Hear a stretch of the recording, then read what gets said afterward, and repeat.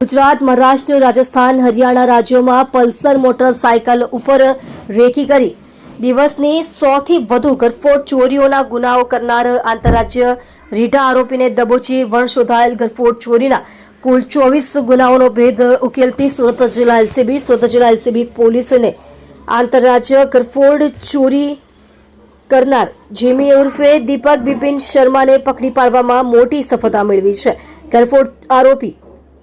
દ્વારા સુરત ગ્રામ્ય જિલ્લામાં બારડોલી, માંડવી, માંગરોળ, કોસંબા, ઓલપાડ વિસ્તારમાં દિવસમાં ઘરફોડ ચોરીઓને અંજામ આપતો હતો, જેમાં અગાઉ સુરત જિલ્લા પોલીસ દ્વારા આરોપીઓને મહારાષ્ટ્રના નંદુરબાર ખાતે પણ શોધ કરવામાં આવી હતી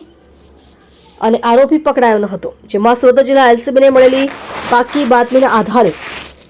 આરોપી જીમી ઉર્ફે દીપક બિપિન શર્મા રહે નંદુરબાર, મહારાષ્ટ્રનાનો પોતાની ફરજ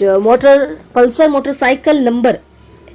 HR 36AV1129 લઈ જોખા વાવ રોડ ઉપરથી સુરત શહેર તરફ જનાર છે, જેને કાળા કલરનું હેલ્મેટ પહેરેલ છે અને ખભે મોટી બેગ લટકાવેલ છે. જે હકીકતના આધારે નાકાબંધી કરી આરોપીને મોટરસાયકલ પર લઈ પસાર થતા દબોચી લીધેલ અને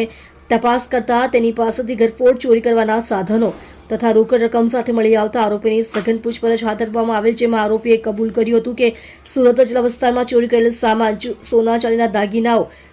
દિલ્હી તથા ગોવા ખાતે વેચાણ કરી મળેલ રોકડ રકમ ખાવા પીવા તથા ફરવામાં ખર્ચ કરી નાખેલ હોવાનું જણાવેલ, જેથી આરોપીને નામદાર કોર્ટમાંથી રિમાન્ડ મેળવી જિલ્લા એલસીબી તથા બારડોલી પોલીસની ટીમ રીઢા આરોપી જીમી ઉર્ફે દીપક બિપિન શર્માને સાથે રાખી